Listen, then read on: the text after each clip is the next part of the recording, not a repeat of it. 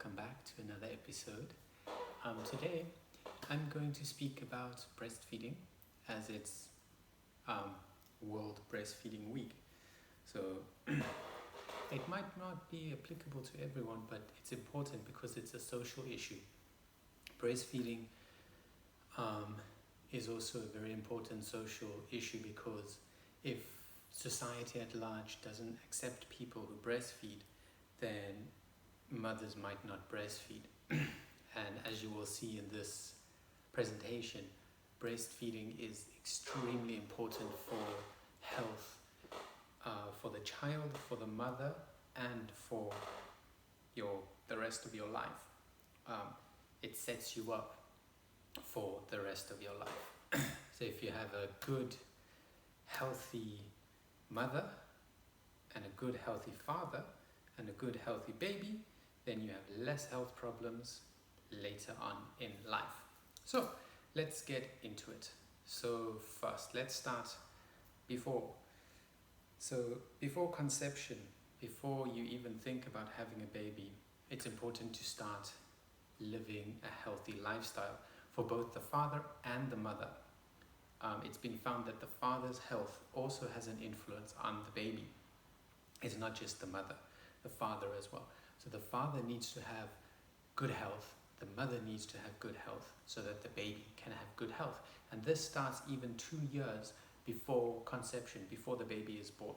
So for 2 years before you have a baby, you should start living a healthy life because that can have an influence on the baby. So there are quite a lot of things that have an influence, but a healthy diet for both parents. I want to stress this, both parents. It's not just on the mother, it's both parents. Both parents have an influence before and after and during delivery. So before the baby's born, the mother and the father has an influence. After the baby's born, the mother and the father has an influence. While the baby is born, during that time, the mother and the father have an influence. So all the time, it's both the father and the mother, not just the mother. So, what is important to focus on? So, eliminate environmental toxins before conception, before delivery. So, for the 2-year period before, so basically your adult reproductive life, try to not get in any harmful substances into your body. So what do we know that's harmful? Heavy metals, PCBs, alcohol, smoking, any kind of smoke can harm your body and your lungs. So alcohol is harmful to your body, your brain, your liver especially, and it can kill your cells in your body. So just don't have it because it's harmful to your body. So then there are other environmental factors. So I mentioned PCBs, heavy metals. So those concentrate in animals primarily, and especially fish. Anything in the ocean is harmful to your health because of all the stuff that we've been dumping in there, all the waste that goes in there. So the heavy metals, especially mercury, it builds up in those animals and especially in the fish. So even wild caught fish might not be free from chemicals and from heavy metals. Then also things like BPAs, dyes in your clothes, fabric softeners, things that we use to wash our clothes, wash our bodies. Those can be toxic to your bodies, that can build up as well, and then that can be passed to your child. So the healthier we are as adults, the healthier the children will be. So the reason why a lot of children are unhealthy these days is because it's been coming along through the generations and building up.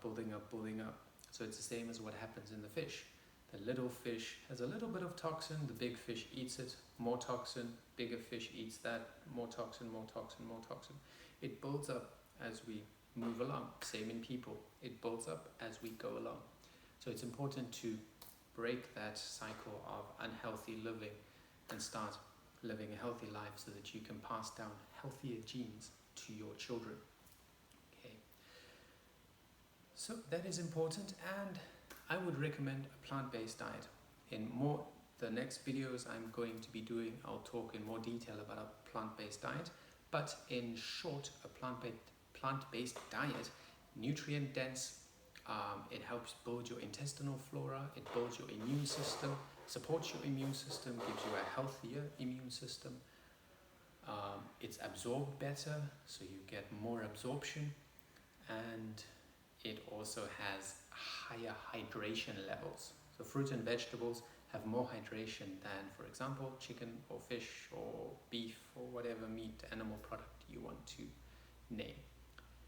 They're also, plant-based foods are also more nutrient dense than animal products.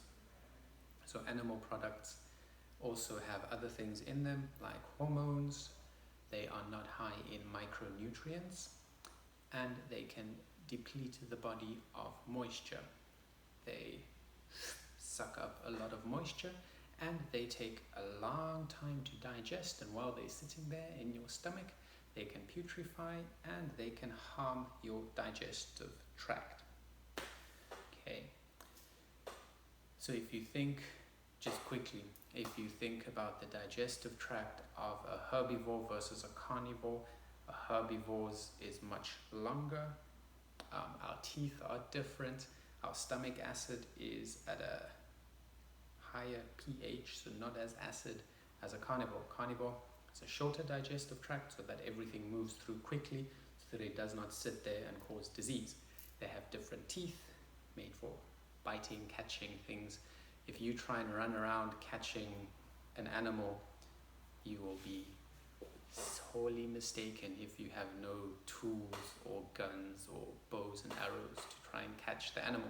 If you try and catch the animal in the same way as a lion or a leopard or a tiger does, I would be surprised if you can catch and actually nor eat something that you can catch. Okay, so moving on. So we've talked about nutrition before conception and kind of up till the point of delivery. Then coming to breastfeeding. So once the mother has delivered the baby, those nutritional topics are for a different video as well. We'll sit here for hours. Reasons why you need to breastfeed within 30 minutes of delivery. It increases the bond between the mother and the baby. It will increase healing, so decrease your recovery time for both the mother and the baby. It stops bleeding. It helps the wounds heal. It helps hormonal release as well, and it helps the baby to connect to the mother. So if you put the baby on the chest, the baby or the infant has the chance to move toward the breast, find it itself via smell, latch on and drink. That baby will be stronger, will be healthier later on in life. If you think of any animal, they need to latch, find the mother, drink themselves. They don't need help, they can find it themselves. Same with the baby.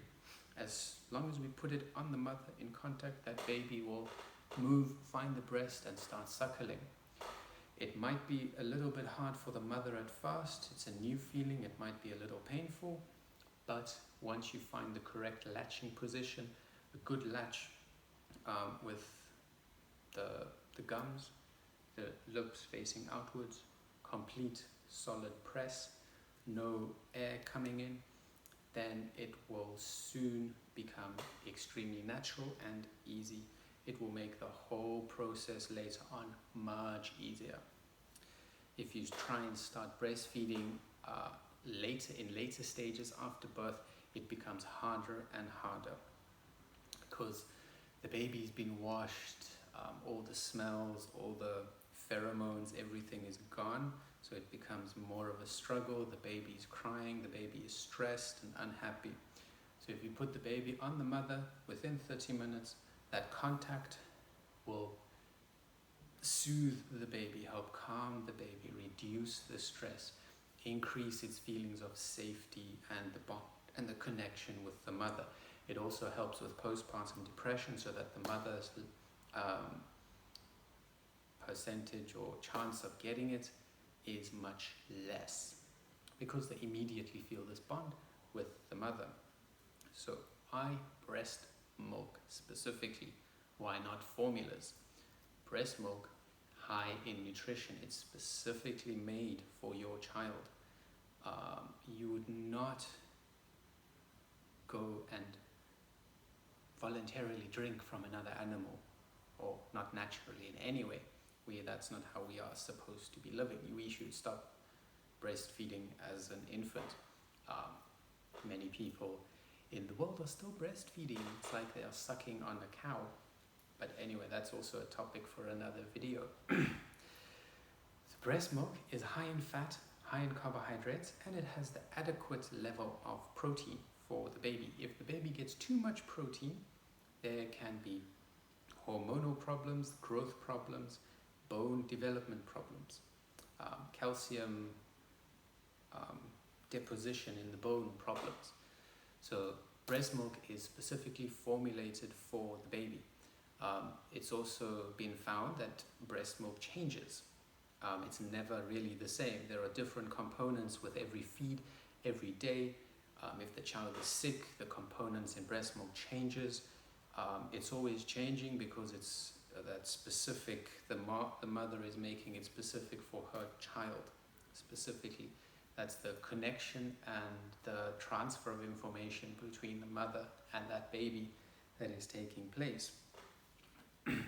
So it helps with hormonal development, growth, brain development, immunity, because the mother's immunity is passed to the baby. All of those things happen with breast milk. It cannot happen fully with formula. Then also they have found the gut bacterial development is extremely important. If you get fed breast milk, if the baby gets breast milk, the gut bacteria will grow and it will colonize like it should. It will have an extremely healthy and good gut bacteria. If that child gets formula feeds, the gut bacteria will not develop like it should. Different strain will develop and there will be absorption problems, there will be allergy problems, runny nose, getting sick. So all of those things will happen. So with breast milk, there's a decreased risk of allergies as well, decreased risk of sickness, decreased risk of reflux, of spit up, of colic-like symptoms. All of these things are decreased with breast milk. Then also, you sleep better when the baby is fed breast milk. And also if you do baby-led weaning and co-sleeping, that also helps with breastfeeding. The mother does not have to get up to go and feed the baby. They can do it comfortably in the bed next to each other, and it can happen easily without or with the least amount of disruption to sleep. So better sleep leads to better mental health for both the mother and the baby, and they'll be less cranky, they'll be happier, and they can bond more easily and perform their daily tasks more easily. It's always harder to do things and to be happy when you have not slept properly. So sleep is important. Then baby-led weaning is also beneficial because the baby knows. The baby will feed when it's hungry. The baby will feed when it's feeling stressed. It will want something to bond to the mother to feel safe. That might increase the amount of feeding. When it's sick, when a baby is sick, it will also feed more so that the mother can pass it some immunity and help get rid of that sickness quickly. Comfort as well. And a lot of the times the baby will drink to help it sleep, to fall asleep, and sometimes to wake up as well. So breast milk is extremely important in that first while. Then, how long do you need to breastfeed? Again, I'm talking about baby-led weaning because that's working together with your baby. You're not working against it, you're working together. So it's a positive environment, it's a positive way to look at raising a child. If you just decide whatever you want and whatever you feel is best for you, you are going to be neglecting the child's needs. The child has an innate feeling of what it needs and how long it should breastfeed. So if you are putting it in its own place to sleep and it's not allowed to drink at night, it will be crying, it will be stressful, it will not get the immune boosting effect that it needs. It might not get enough vitamin D, the fats, the nutrients. It will not get everything that it needs, and later on in life it can lead to some detrimental effects. So I'm not saying this to make you feel bad. This is just what the science is telling us, what is best for the baby. I've also said in my previous videos, do what is best for you, do the best that you can. If you believe you are doing the best you can, well done.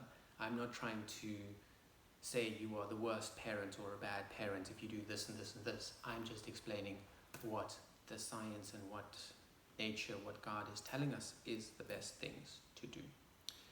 So, some of the benefits of breastfeeding. So there are benefits for both the baby and the mother. So for the baby, it helps maturity, it helps growth, maturity of the organs. The organs will be growing and maturing, and the functions will be coming along. So breast milk will help that. And then, as I said, the gut bacteria, it will help with the gut bacteria. And it will decrease your allergy risk. It decreases the baby's risk for cardiovascular disease, diabetes, metabolic syndrome, so many diseases, cancers, obesity in later life, and it's both type 1 and type 2 diabetes, by the way. So it decreases a range of risks later in life and at that specific moment. For the mother, it helps decrease the risk of cardiovascular disease, of cancer, specifically breast cancer. It helps the mother lose weight. It helps the mother recover. It helps the wound recovery. It helps mental health. It helps hormonal balance after pregnancy. And it can also decrease the mother's risk for getting osteoporosis later in life. So these are the benefits for the mother. As I've mentioned, the benefits for the baby. So these are all positive things. There are so many positive things. The negative things are quite a few, and it's more inconveniences for the parents. Time management, co-sleeping, you might lose a bit of sleep, things like that. There are also not a lot of reasons why you cannot breastfeed. Most of them are kind of self-inflicted, if I can say it that way. Work, time, money, convenience, all those kinds of things. Breast milk is also free, it's cheap, so anyone can do it. There are not many medical reasons why you shouldn't. So some of the medical reasons why you can't breastfeed, if you have TB, if you're on some kind of heavy medication, drug use, chemotherapy, that's about it. The list is not very long. There are not many contraindications for breastfeeding.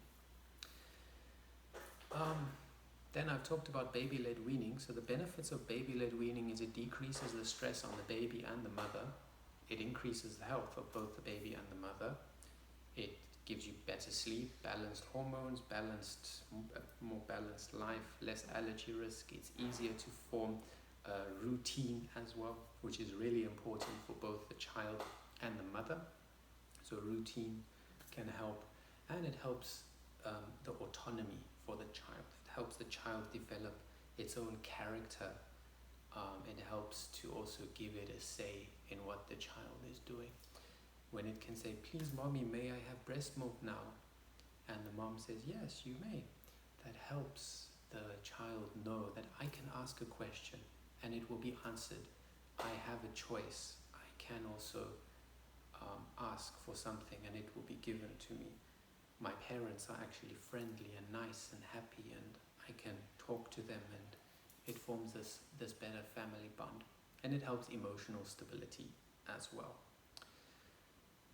Okay, so all of these benefits, so why wouldn't you want the benefits? Breastfeeding is really easy. It's maybe a little uncomfortable at the start, and then when the baby gets teeth, they might occasionally bite, but if you have a good enough relationship, that will also pass. So the WHO recommends breastfeeding exclusively for 6 months. that is important. The baby's development is not as such that you can feed it adult food as a child. That child should get exclusive breast milk between 4 to 6 months. It differs per child because the development is different, but about 4 to 6 months exclusive breast milk, so only breast milk, because of the issues with the child growing. The child's organs have not matured, its gut has not matured, its digestive tract has not matured, so other things that you put in can be harmful and it can't digest it. It's just going to go straight through and it can cause more harm than good. I know there are many cultural traditions and things that grandparents or elders or someone in the community might tell you, but breast milk really is best exclusively 4 to 6 months. Then, how long can you continue? If you follow baby-led weaning, it can be up to 4 years or 6 years. The feedings will become less.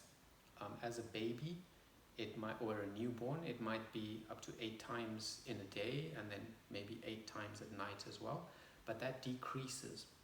So by about 2 years, if you are still breastfeeding, that will be maybe down to once or twice in the daytime and maybe 2 or 3 times at night. So many times the child, an older toddler, maybe 1 or 2 years, will drink before it wants a nap, after the nap, and then to go to sleep at night as well. So the feeds will decrease. So you're not breastfeeding 10 times a day anymore for a toddler.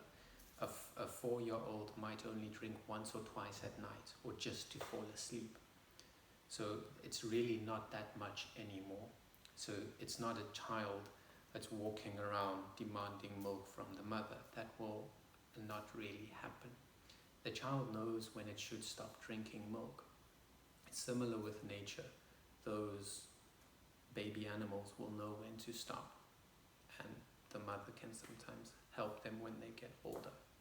So in the same way, the mother will realize, but my child is drinking, as a 4-year-old, they're drinking 4 times a day, that's a bit much. Then you can scale it down and try to give the child more food. As a toddler, the child should start eating more, breastfeeding less. As I said, by maybe 2 or 3 years old, they should maybe be breastfeeding only once or twice in the daytime. They should be eating most of their food. If they don't want to eat and they just want to drink, then you need to start trying to think of other ideas of how to get them to eat more. Or you need to look at your child. Are they sick? Are they feeling stressed? Is there some kind of problem where they want to breastfeed all the time? There could also be another problem why they want to breastfeed. It's not always just for nutrition. It can be for immunity, it can be for bond, to decrease stress as well. If they're afraid of something, lightning or thunder, for example, they might want to breastfeed for that. Or if they get hurt, they also might want to breastfeed. So all of these factors influence breastfeeding. So there's the saying, breast is best. That comes from governments, from the WHO. So breast really is best. So I've listed all of the benefits, why it's good. I've looked at before, things that you need to do before birth or before pregnancy even, to give your child the best chance to be healthy. And I've talked about delivery and after with lactation or breastfeeding and how long you can continue. So yeah, breast is best. Breastfeeding is really important. I have a daughter, she's 2.5 years old. She's also still breastfeeding in the daytime, maybe once or twice. She drinks when she gets hurt and then when she wants to go to sleep. So it's maybe once or twice a day. And then at night, it's also maybe once or twice. So it really has decreased a lot. Then in the daytime, when she wants to drink milk, we think, what's the problem? And we try to give her as much food and water first. And then a lot of the time she forgets, or she's okay because her stomach is full. Then she doesn't think about it anymore. So it's important to breastfeed and think about what you want for your child. Do you want to be healthy? Do you want a healthy child? Do you want to spend lots of money on hospital costs, going to the doctor, buying medication? Or do you want to use your food as your medicine and breast milk as medicine? So I hope you enjoyed this presentation. Subscribe if you liked it. Click the like button. Share it with your friends. Share it around. And health is the best thing you can have. Health is the best present you can give to a child. Please remember that. As always, see you next time. Have a wonderful day.